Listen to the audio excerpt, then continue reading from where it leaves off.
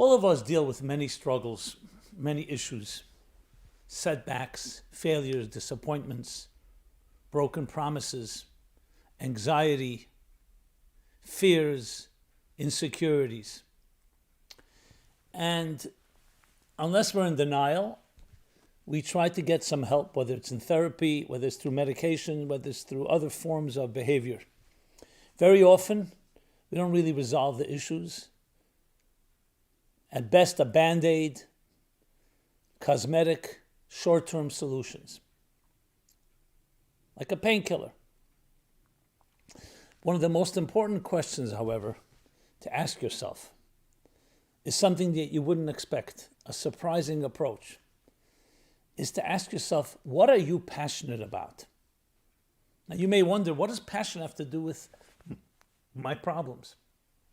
Remember, a human being, by definition, needs to be passionate. And if we don't get that passion resolved or released in a healthy way, it's going to express itself in all kinds of unhealthy ways. It could be passion toward unhealthy, destructive behavior, or it can be the emptiness, the aimlessness, the depression, the anxiety that many of us suffer from. Now, I'm not talking about clinical, even though it includes clinical, but it's critical to address the things that you are passionate about. I remember I gave a talk, a Zoom talk, right in the middle of the pandemic, COVID. This was right at the end of the school season, where all the schools were closed down and everything was by Zoom. So I was asked to speak to a group of, it was over 1,500 students, public school students across the country, teenagers, via Zoom. And I opened up the session with a question. I said, because of course everybody was dealing with the uncertainty, the unknown, the claustrophobic being quarantined, the lack of social distancing, the lack of interaction. And it was really messing with us. Some people really suffered greatly. Some people rose to the occasion. So I asked the students to chat in the Zoom, and someone monitored and gave me the answers. I said, tell me the 3 priorities in your life today. This was approximately May or June 2020. And interestingly, most of the answers were about internal things: love, relationships, family, values. And I said, if I would have asked you that question in January 2020, what would you have answered? Remember, January 2020 was before COVID broke, even though it was officially in 2019, COVID-19. But till it became something that we began to consider as serious was around March 2020. In January 2020, what are the 3 most important things? Sexuality, video games, sports, travel. That was the consensus. Obviously, there were the outliers and the different answers, but that was a large bulk of the responses. Do you see the difference? Because the crisis stripped us from our security blankets, jolted us out of our comfort zones, and suddenly we had to focus on things that really matter. When we're comfortable and things were going regular, we focus on the immediate, often superficial things. What does that tell you? That tells you that passion and our commitments and our activities, the things we consider to be priorities, are all dependent on your state of mind and where you're at. The fact of the matter is, as blessed as we may be in our society today, our high standard of living, our comfort zones, the ease to access anything, anywhere, get a delivery by pressing a button within a half hour, an hour, also has a downside. The downside is that our passions tend to lend itself to things that are quite frivolous. When we're struggling for our lives, when I say struggling, I mean whether it's a crisis, whether it's a war, whether it's other battles or challenges, then we have to be focused and crystallize what do we stand for. It's a blessing that the young people in this country, including myself, have never had to fight a war for our values. We've been blessed. The last time there was such a war was World War II. That's long before most of us were born. And even then, it was not that simple till America entered the war. But we don't have the need, which is a blessing, but also tells you how much free time we have. And as a result, we don't have to fight for anything. If someone were to ask you, what are you ready to die for? And I don't mean physically die. What are you ready to fight for till the bitter end? There are very few things that we're ready to do until we are. It's taken from us. Until we feel deprived, which is a bizarre paradox, but it is a paradox.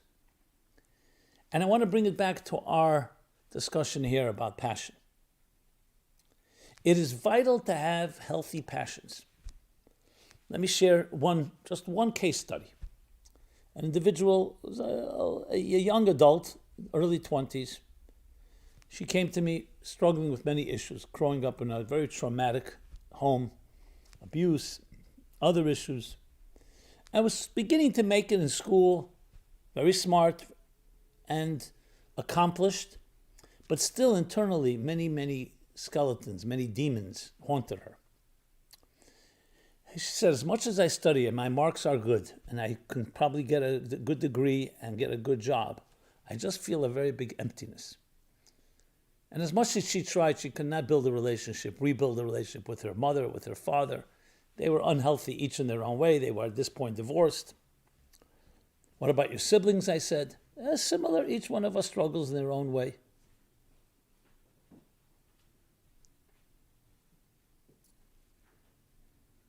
And as we were talking, and I was asking, I said to her, so what do you like to study? So she was very scientific, but also business-minded. So she was taking different majoring and minoring in different subjects, but still that emptiness. So I said, what we need to discover is something you're really passionate about. Let's forget about a career, money, and your studies, even though she was passionate about her studies, but it wasn't that sole passion that you need. So I said, what are you passionate about? And she thought about it. She said, I have to think about it. No one ever asked me that question. I was never even given the license, the freedom to ask that question. I was always told what I should like. I was always told what I should be doing with my life. So that alone, the mere fact that she had now the confidence to ask that question was, I saw, already freeing. After once or twice speaking together, she came back to me and said, you know what I really like? Music. I said, did you ever play an instrument? No. How about trying to learn one? Great idea. She began to take guitar lessons. Within a few months, her life changed completely.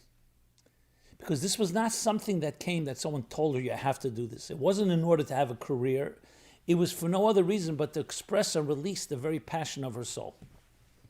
And that's what I want to address. Your soul is like fire. In the words of the verse, the soul of a human being is the flame of the divine. A flame, a fire. A fire is passionate. It's burning. Now, if your very nature is a burning fire, and it doesn't burn with passion in anything that is healthy, what kind of life are you going to really live? It means that you're not really realizing. Of course it's going to affect every part of your being. Because it's your very essence. Forget about your identity and what you're passionate about. But the very fire that you are is not allowed to burn. Imagine a fire being contained in a little box. It'll extinguish. In the case of the soul, it doesn't extinguish, it implodes. And what do you think happens? It explodes in all kinds of different ways. It can be in rage, it could be in silence, it could be in pain, it could be in anxiety, in thousands of different voices that your soul crying out and say, I don't want to be a bottled up fire. And in the worst case scenario, the fire will go in the wrong places. A foreign flame, a foreign fire, an alien fire.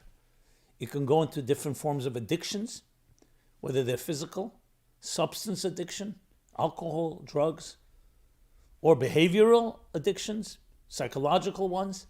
But the fire is going to burn somewhere. And if it doesn't, it can be even worse, because that means there's no expression at all, and then it has to have impact and usually what we'll call negative energy. Instead of burning outward, even toward destructive ends, it starts burning inward and causes that emptiness, but a deep emptiness, to the point that it really can make you miserable, with anxiety, with fear, with insecurity, and so on. So yes, there's ways of dealing with the symptoms of anxiety and fears and insecurities, but there's a way of going back to the root. Your fire has been burning since you were born, since you were conceived for that matter. But it's like a pilot flame, and it needs expression. In this case, the guitar, the instrument, the music. And she told me I would go into a zone. I just love playing. And she hasn't become a great guitarist, but it's her passion. Ask yourself, what is your passion? Sometimes you have to go back to your childhood, to early years, and remember something you really enjoy doing. And very often that was knocked out of us. Our creativity, our imagination, our mischievous and adventurous side. We were told, no, that's for children. Grow out of it. When in truth, it was your fire burning. Yes, for a child, it expresses itself a certain way. Obviously, an adult shouldn't be sitting and playing with toys like a child does. But we should still be playful. We just have to find other ways of expressing it. I remember reading once an advertising agency in the West Coast, very powerful, very popular. And they had an interesting exercise. When they came, as a new client came to them to create an advertising campaign, they would have the reps get together, but not just get together, they rent out an amusement park, a children's little park. Somewhere, they would go there for a day or two, play in the sandbox, play on seesaws, play on swings and on slides, and go back into the child mode. I'm talking about the advertising agents here. To get into a place that was out of their regular comfort zone, out of their regular sitting at an office, looking out a window, out of the executive structure, to get them to think like children think, to get their creative juices going. I thought it was a fascinating approach. And they would come up with these crazy ideas that they would never have come up had they stayed in their regular straitjacket structured environments. And the same is for all of us. Maybe go out to the beach, go to a park, go back and evoke and remember a childhood experience, the best, warmest childhood memory you have. Even if your childhood may have not been so great, but we all have memories of certain memories. Allow yourself to imagine, to dream, the enchantment of the soul, which so often becomes limited, constrained by adult rules and laws and establishment and institutions. And you'll be surprised what will emerge.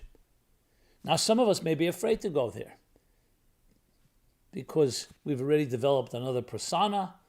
What are you telling me to do that for? It may bring back all kinds of negative memories.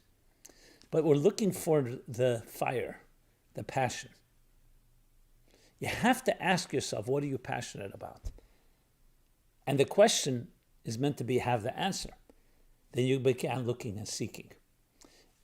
And it may be in places you never would have imagined. It may be places you are imagined. Some people love to read. Some people love to travel. But the most important thing is that you love to do it because it's you, not because someone told you it's you, not because someone told you it's important. And sometimes it's not easy to distinguish because those imposed values can over time become second nature, to the point that we can't distinguish between what is really me and what was told me to be me. That's why you have to experiment. Now, the most natural place where people are passionate is when it comes to romance, to courtship, to sexuality, to intimacy. That's because the very nature of it feeds into the very essence of our soul. That is why, as I've discussed in a number of classes, sexuality, or what I like to call intimacy, is the fire of the soul in its most unadulterated and uninhibited fashion at work. But even that has become somewhat defined by mechanics, by technicalities, as opposed by a completely unbridled, loving energy that's connected to commitment and devotion, not just to pleasure. Because passion is important, but it's not just about instant gratification. It's not just about a one-night stand of pleasure. It's about a passion that's actually allowing your soul to be itself. And not just for a moment, and not just for a few moments. To spill over and transform your entire life. So that's an important place to look at, as a person's sexuality and their intimacy and their passions related to that. There's no question that is a channel that many of us use as an outlet. But ask yourself, is it being expressed in a healthy fashion? So there's no doubt that that is definitely a healthy passion outlet, but are you experiencing it in a healthy way? And that too is something that needs to be looked at. So passion plus productive passion, not just an escape, not just an outlet, not just relief for the moment, because then it could also become another form of an addiction. We're talking about a relationship, a fire that is there that spills over into your life. And that's one of the easiest ways to tell. I have a chapter in my book, Toward a Meaningful Life, called Intimacy. And it discusses that. Well, how do you know the difference between healthy intimacy and unhealthy sexuality? One of the ways, does it make you more productive in the rest of your day? Or is it compartmentalized? And that's a general sign. If the passion is compartmentalized and doesn't affect the rest of you, then it usually is an escape. Not always it is a bad escape, but it's an escape that's not really integrated with the rest of your life. So never underestimate the fire of your soul. It's one of the strongest forces that each of us have, and it's one of the places we do not look. Now, one of the reasons we don't look there is because our passions sometimes have been already misplaced, or misdirected, or being expressed in other ways. So we think, hey, I'm a very passionate person. I love to go to a restaurant. I love to go with friends. I love to be with different partners, etc. That's why it's important to go back to the passion of your very soul. Not just the passion that you have decided right now. There are people passionate playing video games. There are people passionate watching a soap opera, going to a movie. So what's the difference between that passion and what I'm calling the soul's passion? Those are passions that are escapes. Those are passions that are short-term. They are there and they could relieve us, but they're like a drug in one way or another. I don't want to use the word drug because that may turn somebody off. Not everything is a physical drug. A drug means it's a form of getting away from yourself. Whereas the passions I'm talking about makes you even more of who you truly are. And they're always transcendent in nature. So some people love to listen to music. It's a natural thing. It makes us feel, it resonates, it makes us feel like we belong. That's beautiful. But when I say passion, I also mean something proactive. Not just listening to someone else play music. Not just taking it in, which is a beautiful thing, or reading wonderful books. But it's also about what are you doing, which brings me to the next point. Proactive passion. Something that you can go out and say, I'm going to now do. Because the next step after she was taking guitar, I said, why don't you then maybe join a group? Not that she necessarily was excellent, but maybe even amateurs come together, create something. Because that's the second half of the passion, that you want the fire to build something in this world. So once you discover the passion, you want to direct it toward building, constructive. I happen to be passionate about helping people discover their inner selves, their soul. Now that could have been a passion that would have remained dormant or would have remained in some way active but not very dominant in my life, but it became my mission in life, just to use myself as an example. So the passion should be turned into should be brought into what's the word I'm looking for? Concretized into something, execution, implementation. Do something with it. And that's when it becomes a reality in your life. Because most of our activities are either our work, or our leisure, or our family. But if you can access the fire of your soul and turn that into an actionable plan, if you can turn it into a career, that's the best of all worlds. But even if it's a volunteer thing, or it's something you do part-time, and you take that passion and turn it into a movement, into activity, then the fire becomes something solid in your life and in the life of others. We'll give another case study. An individual who's also struggling.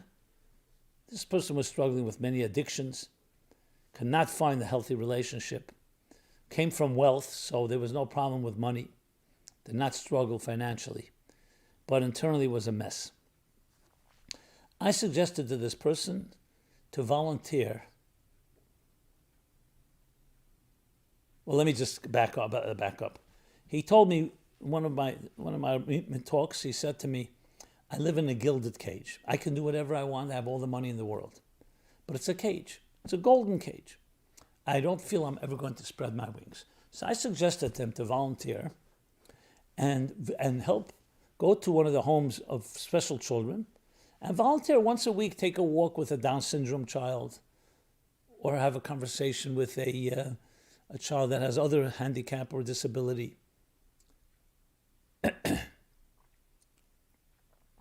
Initially, he refused. He said, "I'll hire someone to do that." I said, "No, the whole point is you."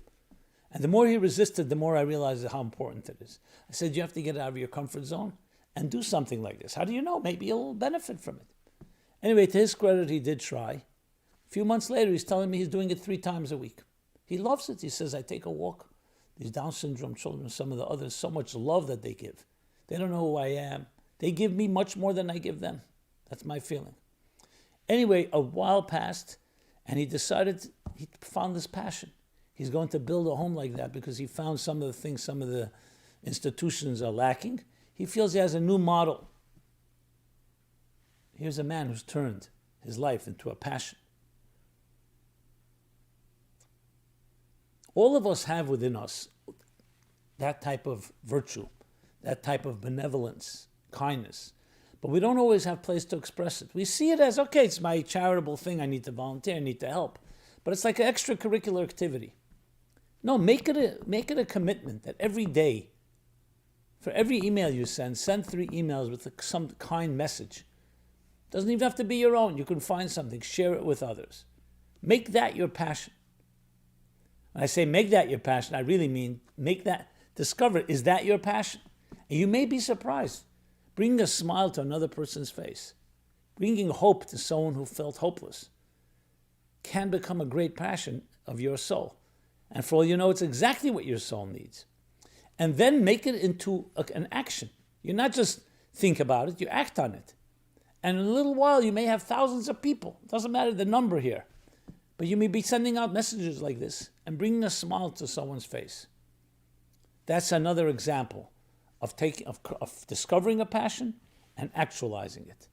We need to find these things in our lives because we are today inundated by everyone demanding and expecting things of us. Just the amount of advertisements that come your way, the amount of messages, text, email, social media. They're inundated. They're demanding things of us, and they're not allowing us to be proactive. I'm suggesting instead of taking all that in, you know what? I'm not looking at that. I want to find out my soul's passion, and then I want to go from the inside out, not respond to someone, but I want to be proactive, not to react, but to be proactive, to initiate. You will see it will change your life. So to sum up, we have to find that fire and the passion that your soul, that is the essence and inherent essence of your soul. We have to act on it, and we have to be proactive. That's the key.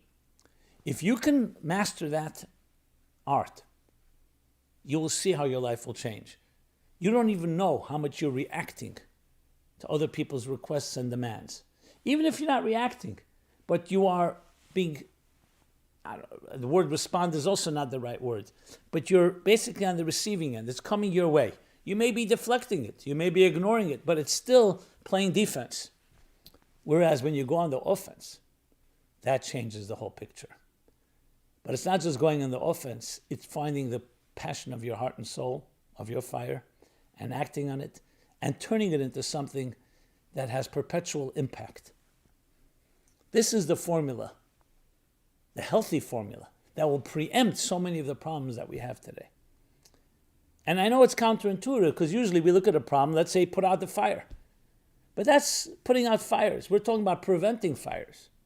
Or bringing in a new reality, a new mindset, a new heart set, a new soul set that transcends and overrides the fires instead of just dealing with each fire, with each wound, with each injury, with each pain on a temporary basis.